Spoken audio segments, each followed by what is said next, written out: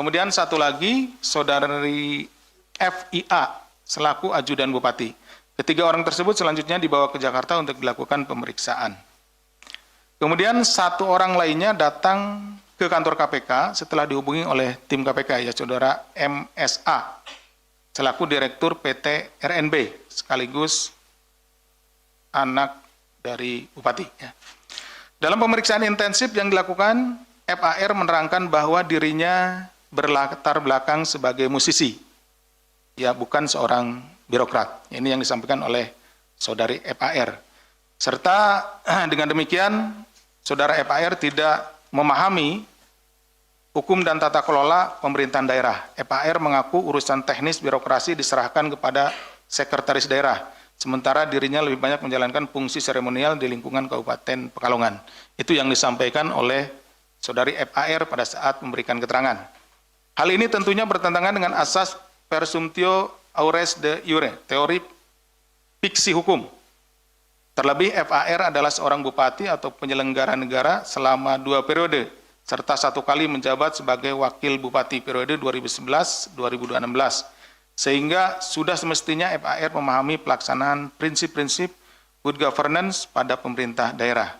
Sementara ini, untuk sekretaris daerah dan sejumlah pihak lainnya menerangkan bahwa telah berulang kali, ya. Jadi Pak Sekda dalam keterangannya kepada penyidik menyampaikan bahwa yang bersangkutan beserta, ya, beberapa pihak lainnya telah berulang kali mengingatkan Bupati mengenai potensi adanya konflik kepentingan ketika Bupati membuat atau mendirikan perusahaan PT RNB dan kemudian ikut dalam pengadaan di Kabupaten Pekalongan.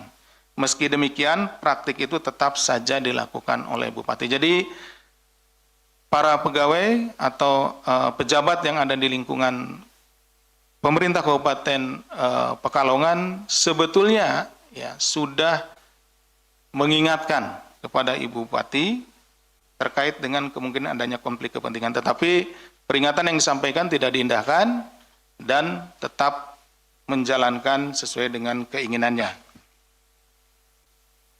KPK melalui fungsi koordinasi dan supervisi juga telah secara intens memberikan pendampingan kepada pemerintah Kabupaten Pekalongan. Selain itu, tim KPK juga mengamankan barang bukti berupa 1 unit kendaraan milik RUL serta barang bukti elektronik BBE milik pihak-pihak terkait. Terkait dengan penetapan dan penahanan tersangka. Bahwa berdasarkan kecukupan alat bukti dalam dugaan tindak pidana korupsi terkait pengadaan jasa outsourcing dan pengadaan lainnya di lingkungan pemerintah Kabupaten Pekalongan tahun anggaran 2023-2026, KPK menaikkan perkara ini ke tahap penyidikan dengan menetapkan 1 orang tersangka, yaitu Saudari FAR, selaku Bupati Pekalongan periode 2025-2030. KPK selanjutnya melakukan penahanan terhadap Saudari FAR untuk 20 hari pertama sejak tanggal 4 hari ini sampai dengan tanggal 23 Maret 2026.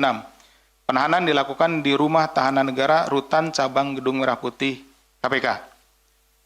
Atas perbuatannya, Saudara FAR disangkakan telah melakukan tindak pidana korupsi sebagaimana diatur dalam pasal 12 huruf I kecil dan pasal 12 huruf B besar Undang-Undang Republik Indonesia Nomor 31 Tahun 1999 tentang pemberantasan tindak pidana korupsi sebagaimana telah diubah dengan Undang-Undang Republik Indonesia Nomor 20 Tahun 2001 tentang perubahan atas Undang-Undang Republik Indonesia Nomor 31 Tahun 1999 tentang pemberantasan tindak pidana korupsi junto pasal 127 ayat 1 Undang-Undang Nomor 1 Tahun 2023 tentang KUHP. Terkait dengan penerapan pasal 12 huruf I, ini mungkin akan menjadi pertanyaan juga bagi rekan-rekan. Biasanya kan penyuapan atau pemerasan gitu ya. Kenapa yang diterapkan sekarang pasal 12 huruf I terkait dengan masalah konflik of interest?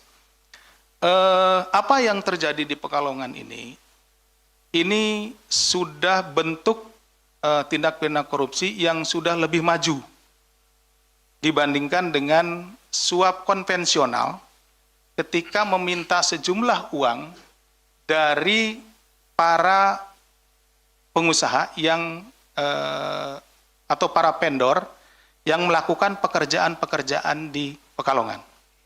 Misalkan ada pekerjaan senilai 10 miliar, anggaplah ya, keuntungannya misalkan 10%, berarti keuntungannya sekitar 1 miliar. Nah, untuk mendapatkan pekerjaan itu, nah kalau yang konvensional, dia minta, Anda mau dapat pekerjaan, minta dong bagiannya buat saya.